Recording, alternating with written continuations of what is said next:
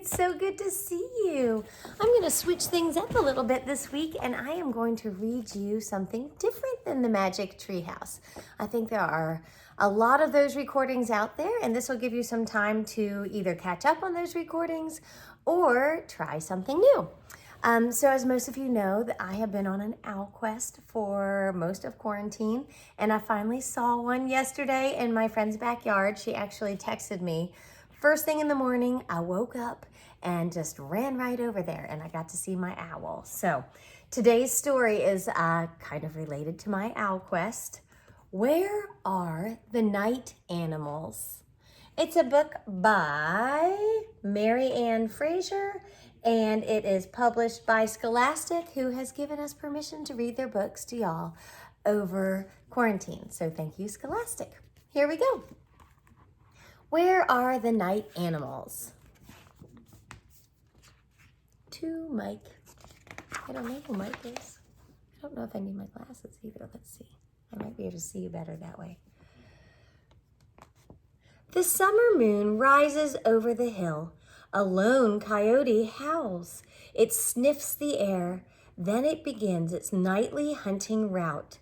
With the coyote gone, a skunk scoots out from its den in a log. Another skunk appears. The two romp, squeaking and squealing. Hey, look at that, page 2. They don't see the harvest mice scampering among the fallen branches, but a watchful barn owl does. It hoots and goes back to eating a gopher. Poor little gopher. The sound of the owl startles an opossum munching berries. She and her babies duck into the underbrush. Then cautiously, she waddles to the pond for a drink. Look at those cute little possums. Look at all the babies on her back. Making sure you can see my story there. In the muddy water, a raccoon feels around for crayfish and snails. Above, a male tree frog calls to a female tree frog. Creak-it, creak-it. Y'all ever heard that noise? A shadow passes over the frog. A little brown bat dips and dives to snatch moths and mosquitoes from the air. By dawn, it has eaten 1/4 of its weight in insects. The sun rises. The animals retreat to their homes. The day belongs to the others. That cute little bat. Miss Scanlon had a bat at her house over quarantine too. I've had quite a number of night animals. Some animals are more active during the day. They are called diurnal. Animals that are more active at night are called nocturnal. They have adapted to life in the dark. We never see most of these animals. They are hiding during the day when we are awake. Look, the little boy or girl is getting tucked in.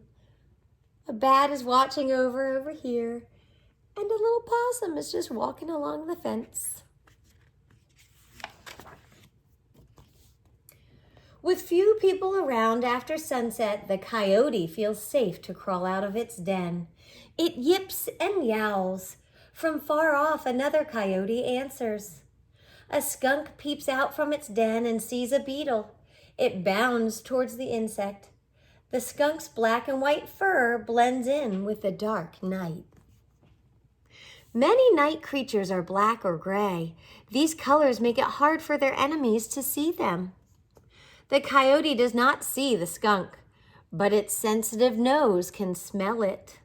The coyote moves too close and the skunk sprays it in the face with a foul-smelling, oily fluid. With a yipe, the coyote runs away. I would too, wouldn't you? Oh, there's my favorite. The harvest mice in the grass ignore the sharp odor. They scurry about looking for seeds. Their whiskers and fur help them feel their way in the dark. Their shrill squeaks to each other are hard for humans to hear, but not for the barn owl who is wide awake and listening. The owl scoops down from its perch. Like all barn owls, One of its ears is lower than the other. I didn't know that. New piece of information. This helps the owl find the source of the squeaks. Its extra large eyes guide its attack. The owl snatches up a mouse in its sharp claws. Then it lands on some grapevines that ramble over a fence. The opossum family is feasting on the grapes. Opossums cannot run quickly to escape their enemies, such as coyotes. They must look for food while under the cover of darkness. An anxious baby opossum sees the owl and tumbles from its mother's back. It lands beside the pond unhurt and climbs back up to safety. Man, they sure are cute too. The raccoon comes to the pond every night. Many nocturnal animals are creatures of habit. Visiting the same spots each night makes it easier for them to travel in the dark. The raccoon snatches a crayfish from the pond, then it dashes off with its meal through some reeds.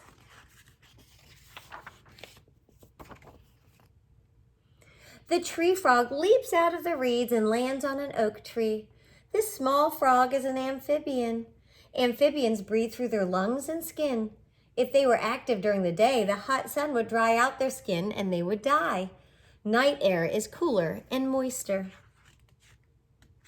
Can y'all see the little raccoon over there?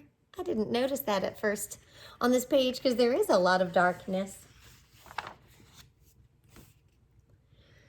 The little brown bat darts in and out of the oak's twisted branches. Click, click, click. The bat is making noises to help it navigate and to find its food. The sounds bounce off objects, causing echoes. The bat can tell from the echoes how far away the object is. This is called echolocation.